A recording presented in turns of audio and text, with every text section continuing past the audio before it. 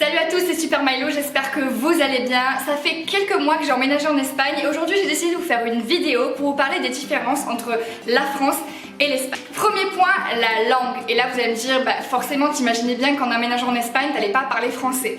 Ouais, mais je vais vous parler d'autre chose. Ici en Espagne déjà, j'ai l'impression que les gens parlent beaucoup plus vite qu'en France. Ça, je pense que c'est peut-être une impression vu que je parle très mal la langue. Et ici, il faut savoir que les gens parlent principalement catalan et castillan, soit espagnol et catalan. Il faut savoir que le catalan, c'est une langue à part entière qui est un mix entre le français, le provençal et l'espagnol. Et on peut y retrouver forcément des mots de français, comme pour dire merci. Ils disent tout simplement merci, alors qu'en espagnol, en castillan, on va dire gracias. Ou encore s'il vous plaît, qui se dit si us plau, qui est vraiment très ressemblant au français. Du coup, ici, pratiquement tout le monde est bilingue et donc parle castillan et catalan.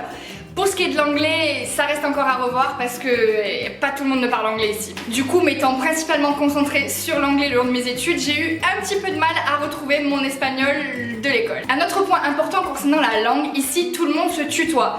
Alors je vous avoue qu'au début ça m'a mis la puce à l'oreille, mais j'avais un doute et j'osais pas vraiment tutoyer les gens dans les magasins ou les gens dans la rue. Et puis à force de pratiquer et puis de me renseigner surtout, effectivement ici tout le monde se tutoie. Du coup ici c'est un petit peu surprenant lorsque les gens vous appellent ma belle, ma précieuse ou ma fille alors qu'on ne les connaît pas du tout, mais ce qui donne un petit peu côté convivial.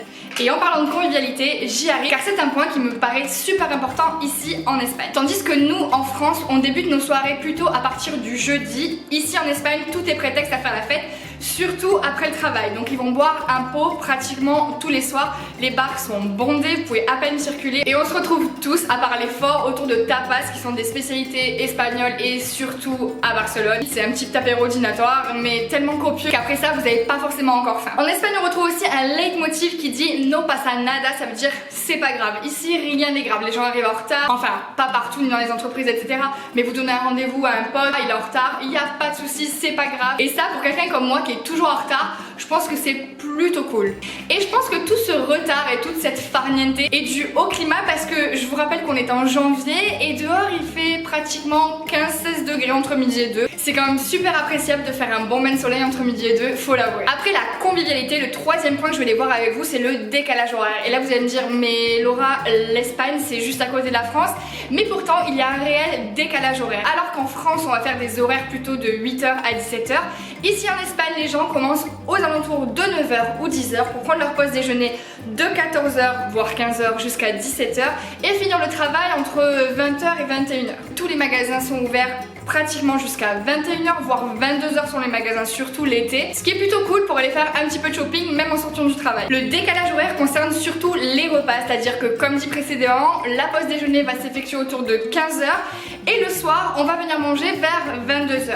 Je me suis toujours pas fait à ces horaires, mais parfois un petit goûter entre temps et puis à 22h c'est reparti. Vous imaginez quand même le décalage culturel entre les pays anglophones, surtout en Angleterre où ils mangent à peu près vers 18h30, 19h et l'Espagne où les gens mangent à 22h. Je trouve ça quand même ouf. Quatrième point et pas des moindres, le coût de la vie. Alors forcément j'habite à Barcelone donc c'est une grande ville donc on va pas s'attendre à ce que les prix soient vraiment au ras des pâquerettes, mais en ce qui concerne les magasins, c'est-à-dire les vêtements et surtout l'alimentation, je peux constater que mon ticket de caisse est vachement plus allégé qu'en France. Même certains équipements comme les ordinateurs, l'électroménager etc. sont un chouïa moins chers qu'en France.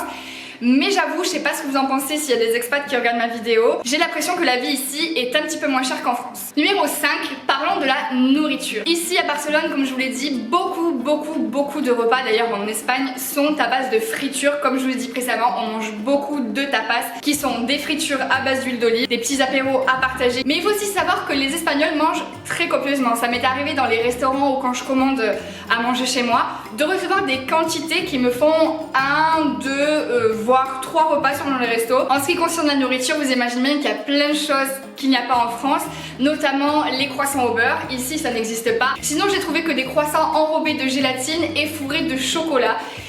Perso je suis pas trop fan, mon bon croissant au beurre me manque un petit peu, mais il y a vraiment d'autres choses qui me manquent et à chaque fois que je vais en France, je vous avoue que je fais le plein ou quand ma mère vient me voir, elle me ramène des BN à la fraise, du Nesquik, enfin des choses qu'on n'a pas ici, à part dans certaines épiceries françaises, mais je vous avoue que ça vaut pas du tout le coup parce que c'est hyper cher. Un des derniers points que je voulais aborder avec vous, tout à l'heure je vous parlais de cool attitude. Ici on peut trouver de nombreux social clubs ou alors comme on dit plus communément des coffee shops. C'est-à-dire c'est des bars où vous pouvez acheter, fumer, vaper tranquillement et légalement de l'herbe. Autant vous dire que les Espagnols sont plutôt cool et ouverts d'esprit. Et le dernier point que je voulais aborder avec vous en parlant d'ouverture d'esprit, je trouve par contre que ça c'est un super point pour l'Espagne.